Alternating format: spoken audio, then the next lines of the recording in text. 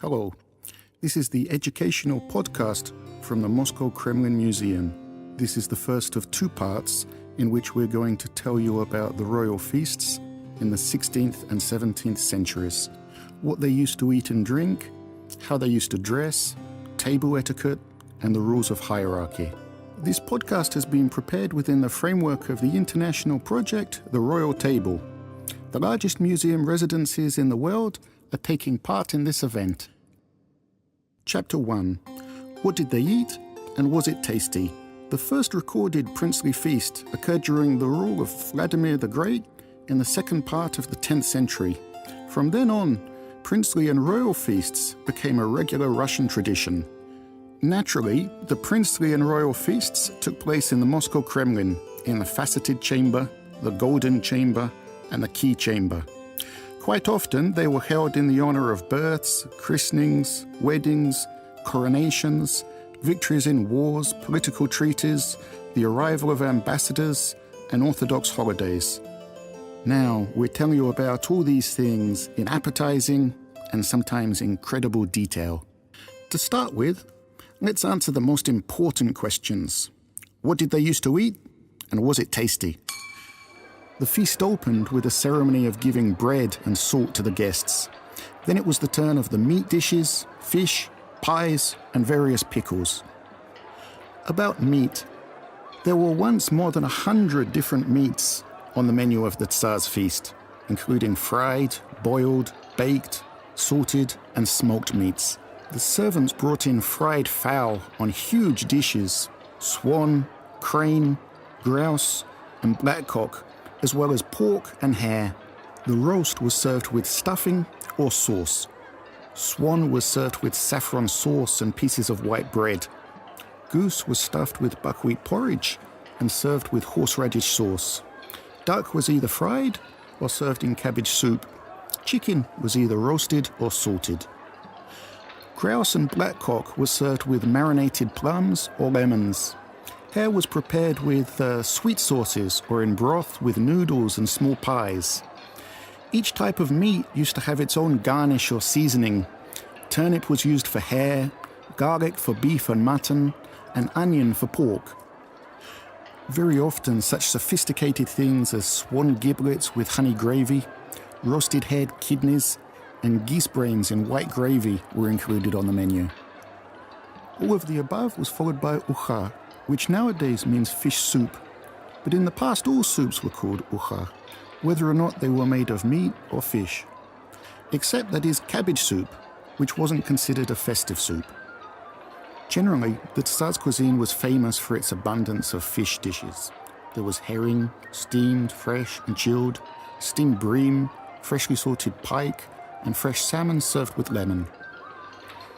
Demostroy, a 16th century set of household rules and advice, states, from Easter, serve swan, swan giblet, crane, heron, duck, blackcock, grouse, hare kidneys on a skewer, salted chicken, salted and roasted mutton, chicken stock, porridge, salted beef, tongue, salted hare navels, roast chicken, lark, mutton sandrik, which means saddle, pork, ham, carp, morels, cundrums, those sort of dumplings with a mushroom filling, double cabbage soup, and it goes on. And if that list doesn't seem breathtaking enough, we haven't even mentioned the pies. In the 17th century, there were known to be about 50 different kinds of pie, and caviar was served with vinegar, pepper, and onion. The meat supply for the palace was partly gathered from villages that belonged to the palace, and from boroughs and towns by means of an annual quit rent. The palace serfs and borough people supplied sheep and geese, live and slain, pork and beef carcasses, butter, etc. Some things used to be bought from tradesmen in nearby boroughs. An appointed merchant who was responsible for procurement was given money and instructions. However, if a purchase was not beneficial, the merchant was subjected to punishment. Fish, live, salted and smoked, was delivered from everywhere from the White Sea to the Caspian Sea, from Astrakhan, from lakes and rivers. Small fish were brought from the Moscow and Yaoza rivers, as well as from the ponds of Moscow Palace. Live fish that was more valuable used to be delivered from far away in barrels. Salmon of all sorts was procured mainly from Kargopan as a tithe tax. In Russian, desyatina, meaning 1/10. It was called desyatinaya because 1/10 of every catch had to be given to the tsar. Fish was also supplied under some contractual agreements, but very often it was brought as a gift. For example, once the Metropolitan, that's the head of the Diocese of Novgorod, presented 2 barrels of whitefish and 2 barrels of starlet, and the Metropolitan of Rostov presented 1,105 pike. And they were not small, quite the opposite. They were really big ones. Tanner, one of the guests of the Tsar's feast, wrote that sometimes 3 strong men could hardly serve half of one of these fish. In general, foreigners were amazed by the know-how of Russian fishermen, who invented a simple way of freezing fish. When October comes, it gets cold again in Moscow, so by the end of the month, or in November, the water freezes. The fishermen, who have the right to catch fish in great numbers, shook them out of the nets onto the ground and let them jump merrily and somersault in the snow, while several people constantly shoveled snow and poured water onto them. Frozen by the snow and ice, the fish ended up lying there like firewood. The fishermen could take the fish to their yards and leave them there on the snow in the open air. They stacked the fish crosswise, as we do with firewood. And when it became impossible to get fresh fish, they would bring their frozen fish and sell it instead of fresh. And they were brought in large quantities. Lenten foods. A good half of the calendar year comprised various fasts, which were strictly obeyed in the past. During those periods of time, meat gave way to fish and other Lenten foods.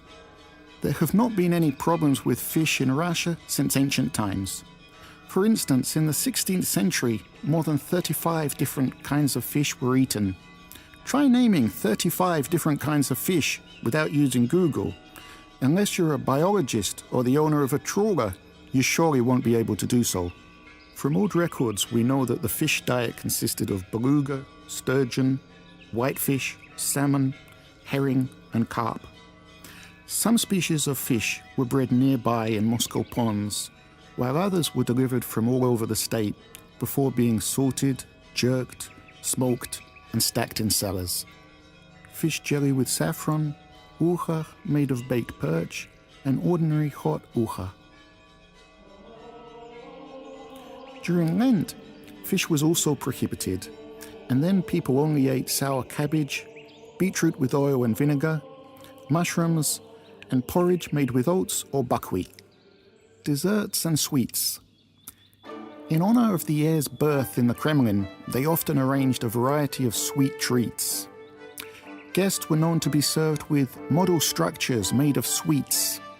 A sugar Kremlin weighing 5 pounds was followed by 100 gilded trees that had gingerbread and sweet pies hanging from them instead of fruit. Between sugar figures, there were piles of apples, berries, and nuts. Organization. Now that you know what they used to eat at the Tsar's feasts, let's tell you about the organization of the Kremlin household and how this complicated system used to work. So, in the Kremlin, there were several divisions whose tasks included procurement of provisions, storage and preparation of dishes, and maintenance of order. Sydney Palace was responsible for alcoholic drinks. Key holders, who were the Tsar's table managers, worked in Krushnitsa chamber. Krushnitsa comes from Kruch, meaning key. The kitchen itself was in Kormovoy Palace, while Chlebny Palace, from chleb, meaning bread, was responsible for bread. Vegetable and sugar chambers were in charge of the preparation and supply of dried fruit, sugared fruit, and marshmallows.